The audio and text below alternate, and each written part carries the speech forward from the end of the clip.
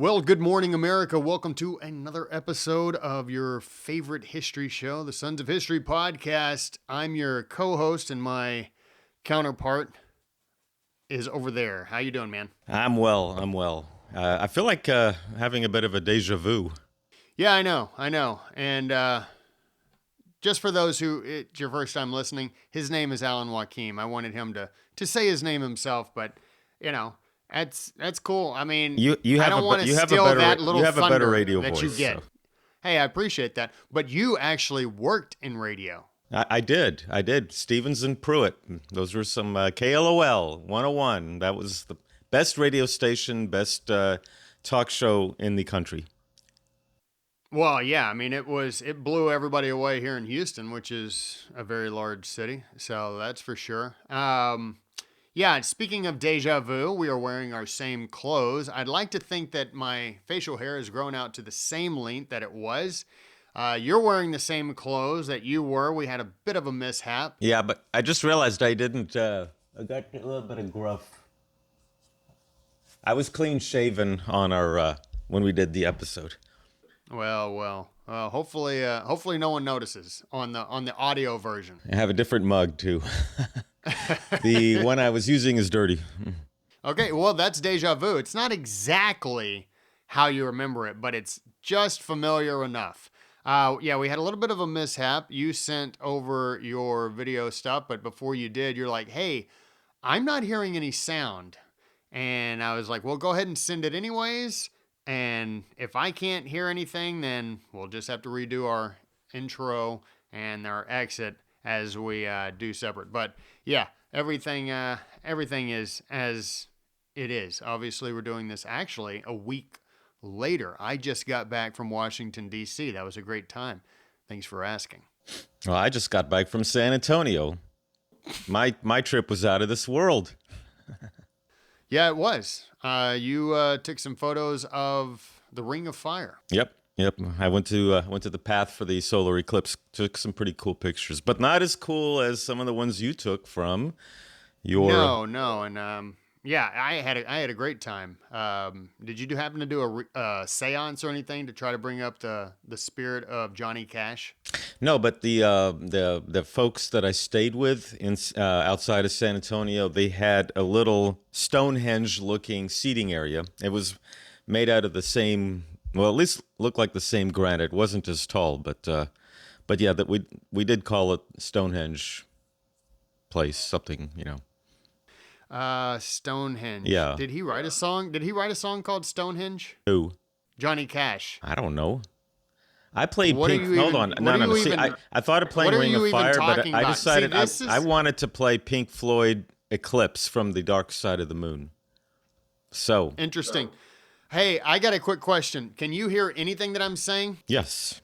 Okay, but you heard the Johnny Cash thing. Is that what you're telling me? I heard the Johnny Cash thing. And yet you said, I am not going to acknowledge it. I will burrow right into Stonehenge. Like, see, I try to like, it's an alley-oop. Okay. When I throw an alley-oop, that's basketball, right? Okay. But you're playing some other sport. You're playing soccer, and I'm playing basketball over here. See, that's the curse and the blessing. It doesn't surprise me at all that you play soccer or that you're into soccer. Not at all. I said you were playing soccer. I was playing basketball. Not doing anything of the kind. Anyways, yeah, so I had a great time. I was invited by Encounter Books. They are a publishing company out in New York City, and I've met a number of them. I met them last year when I went over to New York City, and they invited me to come be a special guest at their event at the National Building Museum. They're honoring the great historian, the classicist Victor Davis Hanson, so that was fantastic. Got to meet a lot of people, some people that we've had on our show. I met Wilfred McClay. You remember talking to him? Yeah, he wrote that American history book that should be read by all students. Exactly. Also met Batya Ungar-Sargon. You remember her? She was with Newsweek. Yeah. Yes, I do remember her. Yeah, so we got to chat it up a little bit, and a few other people. So I had a good time, and obviously I went around to some of the museums, statues, checked out the Library of Congress. Always just absolutely stunning. And so then I came home. Yeah, it's all good. And Madison was thrilled to see me. But without further ado, you ready to bring this guest on? Yes, because this is going to be a pretty cool subject. Anytime we talk about Nathaniel Greene, that's one of my favorites. Great Yeah, and subject. it's very rare that we talk about him, but we do talk about the American Revolution quite often. However, this is one of those major players within the American Revolution that doesn't get his just due. At least that's the way I think you and I feel. Well, he helped win the American Revolution. He won the South. There's no ifs, ands, or buts about this, and I don't think there are any historians that would say otherwise. So, and he needs there's a lot of people who don't sit and even think about the battles that were fought in the South. They think about what George Washington went through, and but there were two key players that I do want to mention when we talk to her. I have to pretend like we haven't spoken to her, even though this is a week later.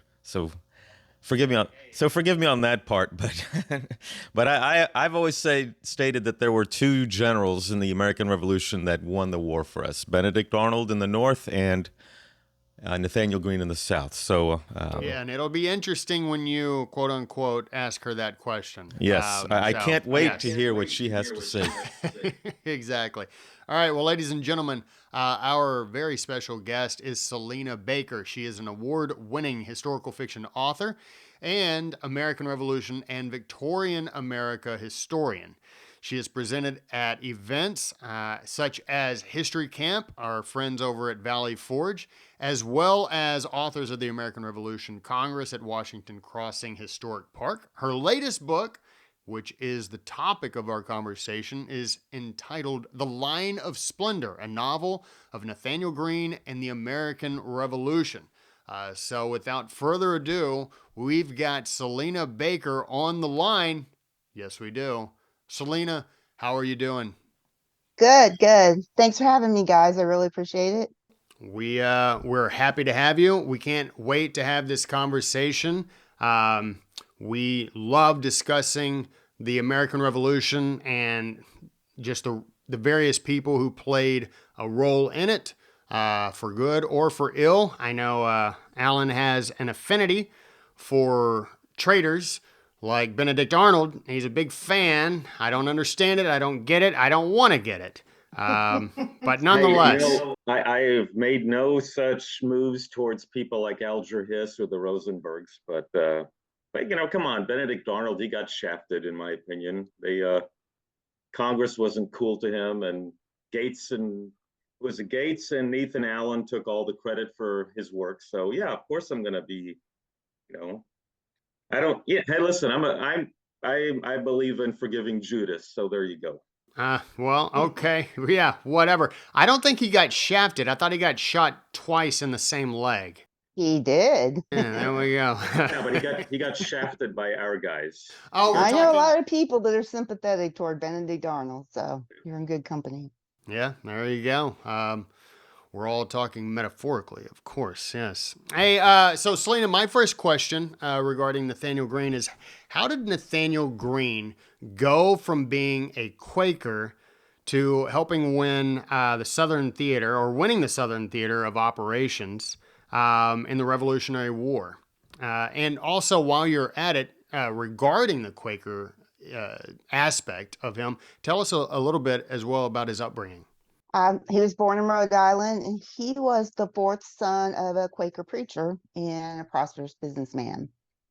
And his dad, him and his brothers, their education was limited to reading, writing, and math because their father thought book learning beyond that led to temptation and sin. And as Nathaniel was growing up, like any teenager, he did a lot of things he wasn't supposed to do, like jumping out his bedroom window and sneaking off to dances, and just some of that rebellious teenage stuff that was happening, just like it happens now.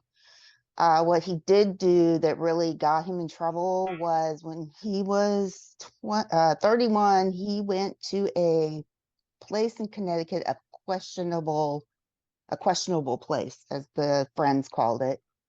He and his cousin Griffin, they supposedly either went to a tavern or they went to a tavern and a military parade. So they were put on probation, meaning they were kicked out of the meetings, and neither Nathaniel nor Griffin would confess to what they did.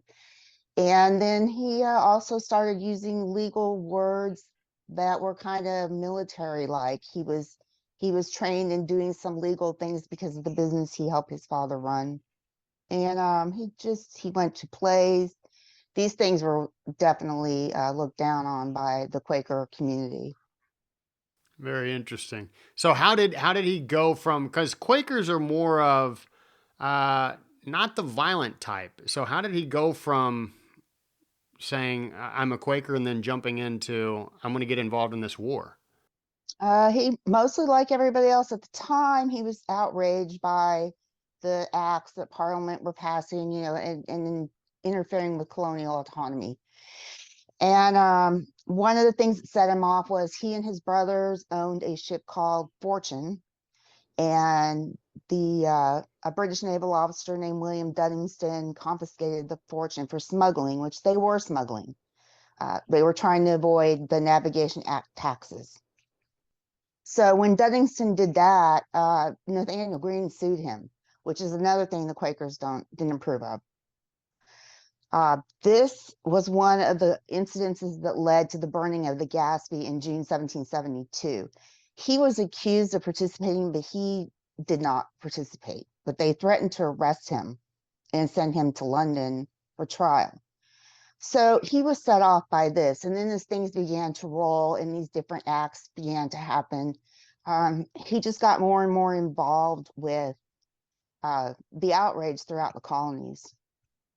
Well, now he served as a quartermaster general, and he did fight in many engagements, such as I'm going to list them off here. He was in Trenton, Princeton, Brandywine, Monmouth. By the way, I went to the when I was at Monmouth, there was a big quote from him stating, Inside the visitor center. "We have to attack. We can't just let the British Army go without attacking." But that was at Monmouth, which I think is an underrated battle. He was at the Battle of Rhode Island, Harlem Heights, but other than Springfield, he did not really, distinguish himself like Benedict Arnold or Daniel Morgan or even John Glover, who another person who doesn't get enough credit. So, and he was the one, in fact, that told Washington that we needed to keep our men stationed at Fort Washington, and the end result, by not evacuating the men, all 3,000 were either killed or captured. Right. So what was it about Greene that convinced George Washington that he should lead the Southern War Department even before Horatio Gates got his ass kicked at Camden? That I get asked that a lot, and there's really no hard evidence about why Washington and Nathanael Greene became so close and why Washington trusted him no matter what. They had a few things in common. They were both did not have a formal education. They were both totally dedicated to the cause. Neither one of them went home or took furlough, or they were there the entire war together. And Nathanael Greene was always, Washington can count on him to do everything. And like you said, he was a quartermaster and he did an excellent job. Although he hated it, he did it anyway. And he could just depend on him to step forward and do his best. Okay, so, all right. So as I mentioned, we had the Battle of Camden. Got a lot of good men killed. So he's sent down to the Southern War Department, or he's now the Southern War Department, because after what happened at Charleston, there really wasn't anything down there. But he took with him a great supporting cast, such as Henry Lighthorse Harry Lee, Baron von Steuben, and Yes. I'm going to butcher his name, Thaddeus Kosciuszko I can never pronounce his name. Yeah. He was already down there, and so was uh, Otho Holland Williams was already down there. Mhm. Okay. Uh, Steuben was his second in command, but he never made it to the South. He only made it as far as Virginia. Okay. Um, and I'll mention, I call them the trifecta: Francis Marion, Andrew Pickens, and Thomas And Tom Sumter. Sumter. Mm-hmm. And we'll get to them on a later question regarding the guerrilla war that took place down there. But Daniel Morgan. Mm-hmm. Now, Daniel Morgan was under his command, and he did the Battle of Cowpens, the double envelopment, wiped out Lieutenant Colonel Bannister Tarleton. Mm-hmm. And many compare, this battle, the Battle of Cowpens, to the Battle of Cannae, when Hannibal of Carthage wiped out 8 Roman legions. Right. So let's talk a little bit about what happened. You know, like, let's talk about, let's say, the Battle of Cowpens. Tell us, and his great supporting cast, as I called it. Well, when he got down there, he found his army in Charlotte in December 1780. Horatio Gates is there, even though he had ridden off to Hillsborough, North Carolina after the Battle of Camden. He was back. He was with his army. They had a peaceful transfer of power. They were cordial to one another, but when Nathaniel got down there, there was already people down there, like you said, the Polish engineer. How do you say his last name? I'll Kostowski say, or yeah, whatever. we'll say Kosciuszko. Yeah, he was down there already. Daniel Morgan was already there because he had gone to support Gates. So he was there. Otho Holland Williams from Maryland, Colonel Otho Holland Williams was there. Um, John Eager Howard was there from Maryland. Light Horse Harry Lee didn't come down there till January 1781. Washington sent him down there. When Nathaniel got down there, Cornwallis has 4,000 men, about 70 miles south in Winnsboro, South Carolina. And Nathaniel's army is 2,300 men. Only 800 are armed and fit. So he has to make a decision. What am I going to do? These guys are shoeless. They're ragged. They've been through hell. It's a horrible situation. So that's when he decided to divide his army, and he went against every military doctrine that said you don't divide your army in the face of a superior foe. So he sent Daniel Morgan in Northwest South Carolina. And then Nathaniel marched his army down into South Carolina to Cheraw. So, of course, Cornwallis sends, like you said, Bannister Tarleton after Morgan to rid the countryside of him. And that's when they end up clashing at the Cowpens. This is when he formed his men in 3 lines. John Eager Howard was one of the top commanders there during that battle. Colonel William Washington was also already in the South, and that was his cavalry was there at Cowpens with Morgan as well. And Tarleton literally ended up fleeing the battle. So, well, I know that and I think, Dustin, I think you're going to bring up the next subject, the significance of the Battle of Cowpens. We captured a lot of guys. I remember that one. So, Yes, captured a lot of guys. Gave it a lot of morale. There was a lot of morale, but the aftermath of Cowpens was distressing on the Southern Army. But the significance of Cowpens gave them hope that things could change. Between Nathanael Greene coming down there and what happened at Cowpens, it was a big boost for the Southern Army. So the race to the Dan, many consider that really Greene's greatest victory, right? So you have we just mentioned like the Cowpens victory, taking a ton of British prisoners, but it's pushed Cornwallis far from their logistical support. So in their pursuit, Cornwallis decides to burn the wagons in order to speed up the chase, which sort of makes sense. But tell our audience about the race to the Dan and including the taunting that took place when the British arrived at the Dan River? And then also, do you think that this is how this wound up working out? Do you sort of see it as sort of a Fabian strategy that Greene utilized? The race to the dam was definitely a Fabian strategy. He After Cowpens, Cornwallis went after them. Um, Nathaniel sent his army to rendezvous at Salisbury, North Carolina. Nathaniel goes to support Morgan. They begin to retreat towards Salisbury. This is when the Cornwallis began to chase him at the very first. Nathaniel shifts his army's junction to Guilford Courthouse. They meet up there. That's when they decide they're going to go to Virginia, North Carolina, Virginia border, and cross the Dan River. I'm sorry, I lost my train of thought there. Now, what was the rest of the question?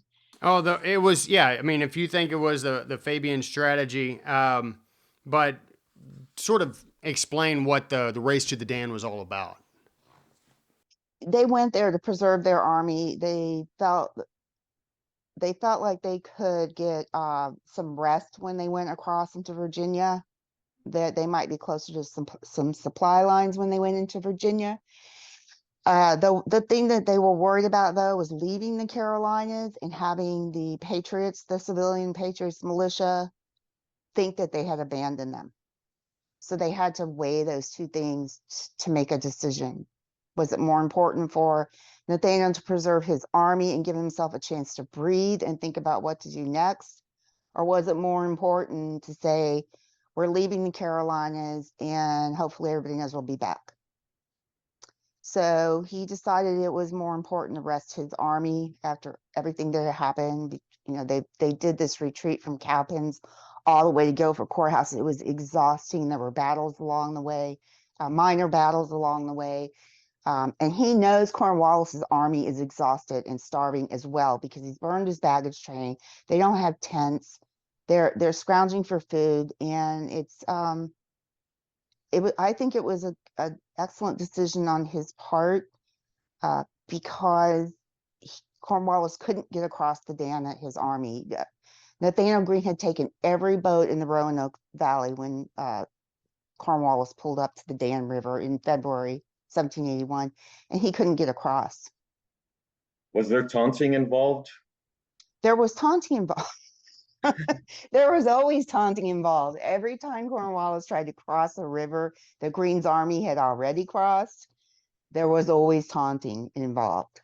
But not as much as there was when he was trying to cross the other rivers, the Catawba or Catawba, and some of those others that he was trying to cross getting to Greene before he even got to Guilford Courthouse. There was more taunting then. Well, I know, General Greene, he lost a lot of battles, but he won the war overall. Mhm. He was not involved with Kings Mountain. And Mhm. now Cowpens, he wasn't in command. That was Daniel Morgan, even though Morgan reported to Greene. But he lost at Cowan's Ford. He lost at Hobkirk's Hill, lost at 96, lost at Eutaw Springs, and he lost at Guilford Courthouse. But Guilford Courthouse, that's really a very important battle. If you could, tell our audience a little bit about what happened at Guilford Courthouse, because as far as we know, Greene did use Morgan's tactics, and Morgan was sick at this time, and he was out of the war. Morgan was gone back to Virginia. Yes. So he used Morgan's tactics of the three lines, but my understanding is that he lost that battle when Cornwallis began firing artillery into all the fighting men who were entangled together, both British and American. And I'll ask the second question after you discuss the Guilford Courthouse. Yeah, after Nathaniel came back into North Carolina, his army swelled from about 2,500 men to about 4,500 because he got thousands of new militiamen in some Continentals from Virginia. And so he went back to Guilford Courthouse. He liked the lay of the land there, whatever reason he had for it. He did line his men up into three lines. I believe it was North Carolina militia. Behind them was Virginia militia. I and then the regulars, Maryland, Delaware, his base, Continentals, were behind that. The problem was that the area was wooded on both sides. There were streams, there were cornfields. It was harder for his lines to see one another. Cornwallis approaches, comes up a road, and immediately they start artillery fire. And Nathaniel's lines fall apart. The North Carolina line falls apart. The next line falls apart. William Washington is coming in. Bannister Tarleton didn't do a lot in the beginning. He just came up the road. But Nathaniel's cavalry comes in. Cornwallis's lines begin to approach the Continentals, the Delaware, Maryland guys. And so there is talk that Cornwallis turned cannon on his own men to just break the line, right? But what happened was Charles O'Hara's men came in, Alexander Leslie's men came in, the British regiments there, and they started attacking the Marylanders in the Delaware's line. And at this point is where everybody says Cornwallis turned his cannon on his own men. Now, I've read a lot of stuff about it. I'm not an expert. But there are some historians who disagree that he did that. And there are some who say he did do that. So I don't know if that was really the deciding factor of the battle. I would say more it was Leslie and O'Hara coming in on him and attacking his lines. But that was that's my interpretation. That's what I could see happening. Yeah, because it reminded me a little bit about the was it Braveheart when at the Battle of Falkirk, when Longshanks fired the arrows into his own men that were entangled with William Wallace's. Yeah, yeah, I was thinking that too. Yeah. So, all right, now the significance of the Battle of Guilford Courthouse. You mentioned Cornwallis was exhausted. He marched to Wilmington, North Carolina, then north up to Virginia to meet his fate at Yorktown. Yes. He abandons the South, and Yes. the guerrilla warfare campaign managed to isolate British and Loyalist strongholds. And here's where those three men, the trifecta that I mentioned earlier, Francis Marion, Andrew Pickens, and Tom Sumter. Is it Sumter? I don't know if I got. Yeah. I don't know. He's buried in the high hills of Santee, South Carolina. So yeah, but I mean, tell people want, if you're going to go to Guilford Courthouse, you got to know this was a very significant battle which changed the entire Southern strategy in the theater of operations. Right, because once Cornwallis was gone, the primary, of course, the British are holding Wilmington, Charleston, and Savannah. But outside of those three cities, Cornwallis is the only large force out there. And once he's gone, the British outposts now are Nathaniel's prey. He turns to South Carolina and says, we're going to attack these outposts, and we're going to start locking the British in Charleston so that they can't get out and forage and do what they need to do. He depends a lot on Francis Marion, Thomas Sumter, and Andrew Pickens. Andrew Pickens was also at Cowpens. I believe he was promoted to a general for that battle. Thomas Sumter was a little bit uncooperative at times. He could be quite uncooperative, as a matter of fact. Francis Marion and Andrew Pickens were much more cooperative and did a lot more operating under Nathaniel's orders than Sumter did. I'm not saying Sumter wasn't great. He was. It's just that he and Nathaniel had problems which would bloom after he died, which is a whole nother story. So Nathaniel called in his militia, and they began the first outpost they attacked was Camden. And Lord Francis Rawdon has 900 loyalists and British soldiers garrisoned there. Nathaniel pulls up to the walls of Camden, and it's too strong for his small force to attack. So they pull back to Hobkirk's Hill, which is about 2 miles north. And they're relaxing. They're in order of battle. But on April 25th, Rawdon attacks him. And Rawdon approaches in this narrow line. Nathanael Greene's like, we got him. We're going to be able to flank these guys, whatever. His infantry rolls forward, Maryland on one side, Virginia on the other. William Washington's doing his, cavalry stuff. And what happened was the Maryland line bowed during the battle, and they fell back. And it caused the Virginia regiments to fall back. So Nathaniel called a retreat, and he was furious because he blamed this Maryland line bowing and not being able to get back in the formation on Maryland Colonel John Gumby. And he had Gumby court-martialed, although I think Gumby was found not guilty. But this battle really infuriated Greene because he thought for sure they had it won.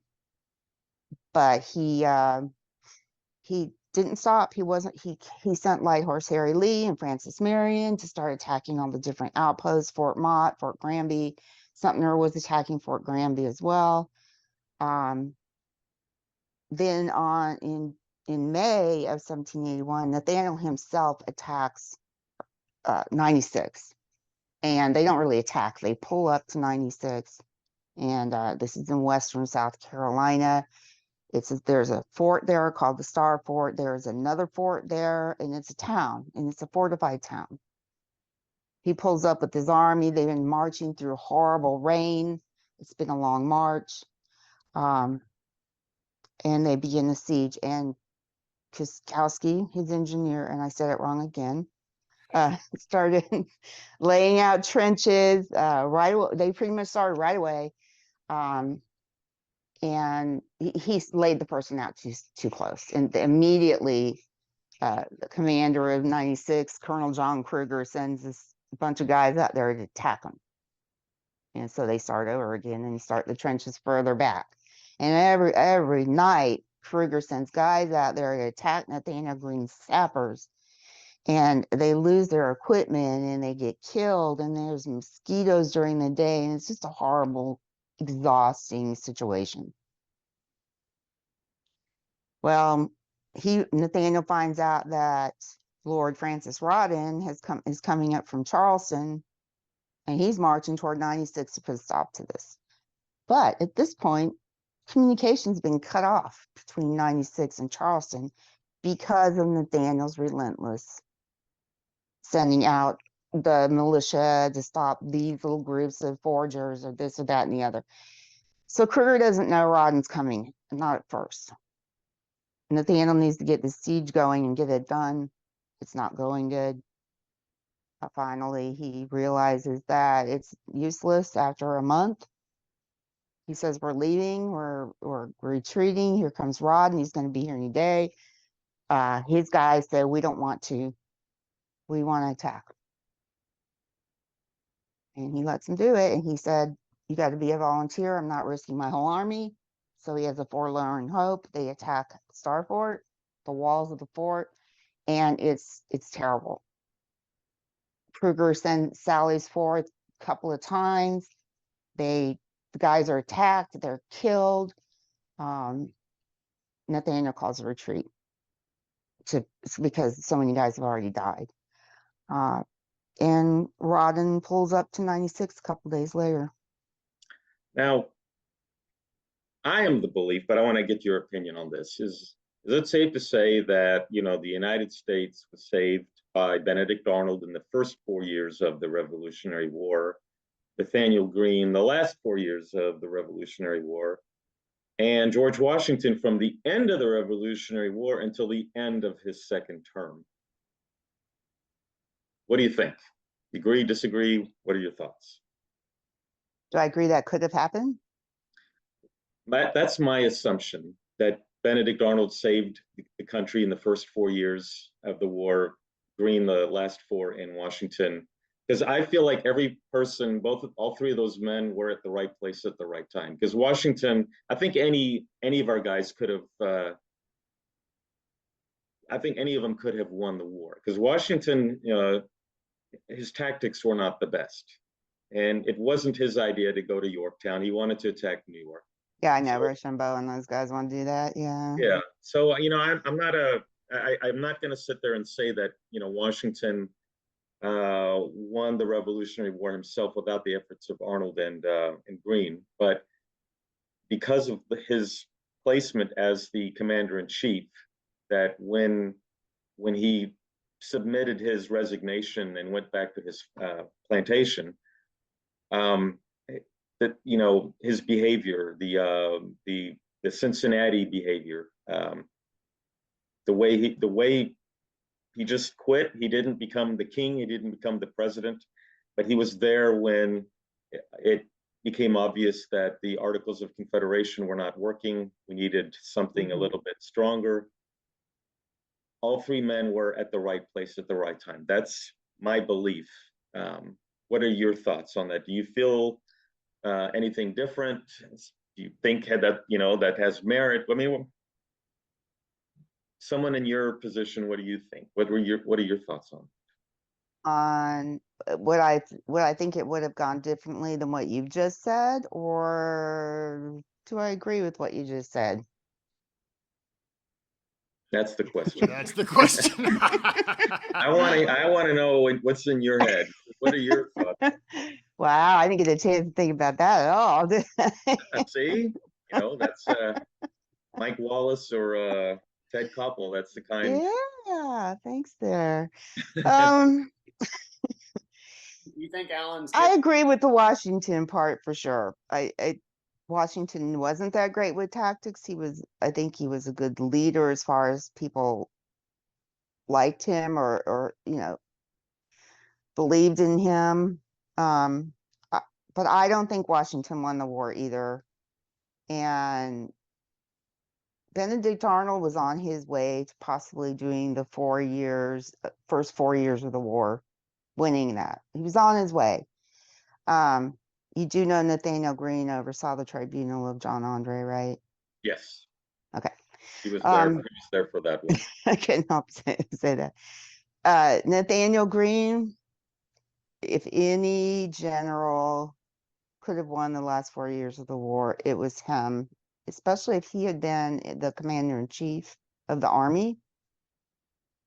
He was as relentless as Arnold Greene was, even though he didn't come swooping into the Bremen Redoubt and get shot. He was still as relentless. No matter what he did, he didn't let up. He didn't stop. His years as quartermaster general attest to that. He and Congress battled it out like nobody's business. And Greene had the fortitude to stand up and say, this is not going right, or this is ridiculous. It needs to be like this, it needs to be like this. He had the mental fortitude to do that more than I think Arnold had more of the actual physical brawn to do it, along with him thinking through things. So I agree with you. I really do agree with what you were trying to say there. Hey, look at that, Alan. All right. Hey, I'll consider that a great compliment. Feeling good about things. Speaking of feeling good about things, the opposite of feeling good about things. So shortly after the war ends, Nathaniel Greene dies. So what are the details of a post American Revolutionary War Nathaniel Greene? The war ends, and he's got a lot of post-war debt. Not able to pay his men. He passes away in 1786. What are the details of Nathaniel Greene after the war? It's really, in my opinion, it's really sad. He was very sensitive to criticism as well. But that's that's not the question you asked. When the British evacuated Charleston in 1782, he of course came in and took over, and was there for a while, and he wasn't getting money. He was getting money from some of the other states to clothe his men, but it was worthless in South Carolina. So he didn't have money to clothe or provide for his men.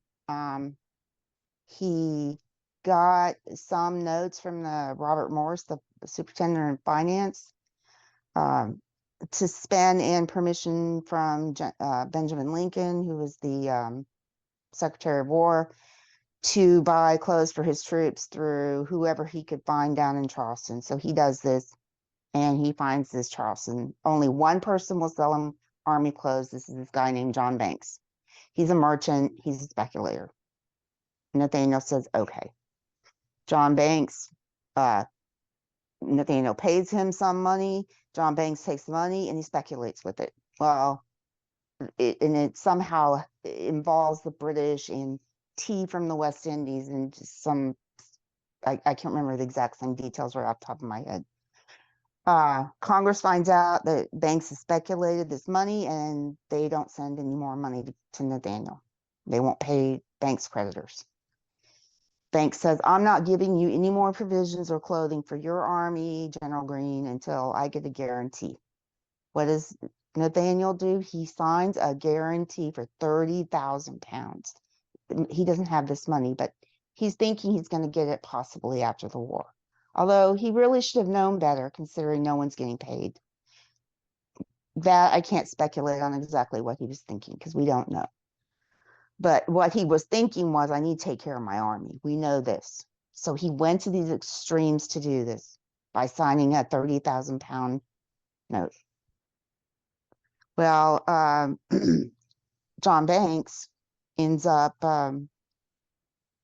losing everything. He goes bankrupt. And now these companies want their money from Nathanael Greene, and he doesn't have it. However, he was awarded plantations by the state of Georgia and South Carolina and land in North Carolina. He has those things, but he doesn't really have the money to run them properly. He doesn't know what he's doing. He has no home in Rhode Island. Him and Katie have nowhere to live. He has 4 children. When the war is over, he goes home to Rhode Island. He's destitute. The creditors are hounding him for money. He has to borrow money from Robert Morris, the Marquis de Lafayette, Colonel Jeremiah Wadsworth, who is a friend and business partner. And of course, him and Katie end up having another kid. They decide they're going to move to Mulberry Grove Plantation in Georgia. Of course, this takes money, worked land, whatnot. He also buys land on Cumberland Island, Georgia, as an investment, and he's having trouble finding someone to work to cut the timber there so he can sell it. The whole thing is a mess. And so he and Katie moved to Savannah, Georgia. He leaves his family behind. He never sees them again. Never goes back to Rhode Island again. And they set up housekeeping at Mulberry Grove Plantation. It needs a lot of work. He's paid people to fix this place up so they can live there, but he still has no money, and his creditors are still hounding him. And there's no money forthcoming from Congress to pay him what he needs. So they set up there, and he went to Savannah, Georgia on June 11th, 1786. He and Katie did, to meet with one of these creditors that was hounding him to death about money. It was actually a firm in London, and the guys come there to see Nathanael Greene in person. Nathaniel goes and meets him, and the meeting's a failure. Then they go back again. So on the last trip to Savannah, on the way home, he and Katie stop at a friend's house, and Nathaniel walks the fields with this neighbor. They talk about the farming and whatnot, but Nathaniel doesn't wear a hat, and it's June in the South. On the way home, he complains he has a headache. A few days later, his forehead swells, and his pain in his eyes intensifies, and he becomes unresponsive. So of course they call a doctor, they bleed him, they blister him. They send the kids to a neighbor's house. And General Anthony Wayne was also awarded land by the state of Georgia, and he's his neighbor, literally his next door neighbor. Anthony Wayne arrives. And he and Katie hold vigil, and Nathaniel stops breathing on the morning of June 19th, 1786. And he was 43. So it was, and he leaves behind a 31-year-old wife and 5 children, ages 2 through 10. And it's where it was a tragic, senseless death. Now, I don't know the symptoms. What is that? Like how did he die? What was the? Oh, I'm sorry. He had sunstroke. He was diagnosed with sunstroke. Oh, snap. Yeah, I thought I said that. I'm sorry. I'm thinking in my head too fast there. Yeah, he was diagnosed with sunstroke. And of course, they could have saved him today, but bleeding and blistering someone for sunstroke is worthless. And Yeah. No, yeah, that's true. I never mind. I was going to try to make a joke, but there's nothing there. no, Yeah, it's a tragic story in a different light than the one that we referenced earlier with Benedict Arnold, right? It's like right. so um last question. So there's a famous line from Abraham Lincoln, and he says, "Don't believe everything you read on the internet." And so there's so there's a famous line supposedly from Nathanael Greene that says, "We fight, get beat, rise, and fight again." Did he really say that? Yes, he did. He wrote that to the Marquis de Lafayette right after the Battle of Hobkirk's Hill. And actually, the rest of it says, "And we have a bloody field, but little glory."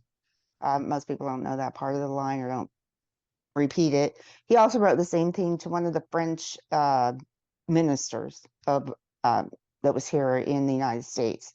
That same famous line, and that's the line I have on my bookmarks. So Hey, there we go. Proof is in the I was going to pudding. ask you now your book that that's coming out. What's the date? Is it it released October 12th. so? How does this book tie in with Nathaniel Greene? Is there a certain part of is it the campaigning? Is it his life? His Where life. does It's a biographical novel of his life. Actually, though, starts when he's 28. Um, and then there's a little flashback to his childhood. Not doesn't jump you straight into it, but just him talking with his brothers and kind of in ages in the childhood part of it. But it starts when he's older. well, I mean, is there anything that you want to mention or bring up that you think is important regarding Nathaniel Greene? That I think is important. I think that he basically won the Revolutionary War for us by chasing Cornwallis into Yorktown. Mhm. Um, I think that it's sad that people don't know who he is, how important he was, and what he sacrificed for this country. And he has a beautiful monument in Savannah that he's buried under in Johnson Square. Um, the Society of Cincinnati, Rhode Island, looked for his coffin in vaults in Colonial Cemetery in Savannah. It was lost. They didn't know where he was buried. They found him, and his son George was buried with him. George drowned when he was 18. And I wanted to write a novel because I wanted people to hear his voice, not just read a history book. And I'm not saying not just read a history book in that context. I don't mean that, because I have my whole office is full of nonfiction history books. I just wanted him to be seen as a man with a family and children and a lot more to lose than just a war. Well, all right, Alan. I know you could go for 2 more years. I could too. Yeah, I'm quite certain. No, I mean, come on, we're talking about Nathaniel Greene here. A guy, he deserves, Right. you know. Well, hey, you know what, Alan? If it wasn't for me, our episodes would never be over. Like we would only have one episode, and people would parachute in as we were talking, and we would have IVs connected to us to keep us alive. Well, I've seen Joe Rogan go about 2 hours. Well, you're no Joe Rogan, man, and you're never gonna be, no matter how much you work out. I listen. I go to UFC fights. Yeah. In fact, I did UFC for a while. Yes, I know. I Years, but know. it was a while ago. So Right. But get in the ring, get into the competitive. Do you have your outfit? in fact, I do. I've got I've got the shoes. I have one of my shoes still sitting here. I have my cup and yeah, I had to wear a cup, and this was back in the day before they start. When I was doing it, there were no rules. This is when you could punch a guy right in the jewels. And so I had to wear a cup, and I wore something. I had the boxing gloves, so but not real boxing gloves. It's definitely a lot thinner. But yeah, that was a interesting moment of my life. Yeah, it sounds like it. But I was not supposed to talk about it. That was like the first and second rule. Yeah, that's true. Yeah, you don't talk about it. Next episode. Next episode, be sure to wear your outfit. I'd like to see that. Well, I mean, we're talking about a jock strap. Yeah, I know. That's what I I'm don't know if you talking want about. me sitting in that. That's what I'm talking about. I mean, all right, Salina, we could keep you here all day, but we're not going to because one of us is a gentleman. But thank you again and I'm referencing myself. Thank you again for joining us. We look forward to your book coming out. I know it's going to have great success. So thank you again for all that you're doing to bring to light stories of the American Revolution, but also a very, very important, influential, and successful figure during the American Revolution. And to your point, and to Alan's point, chances are we may not have won, or at least not as one as early without him. So thank you again. Thank you so much, Alan, Dustin. I appreciate it. It's really fun too. Great. Yeah, very much appreciate it. All right, man.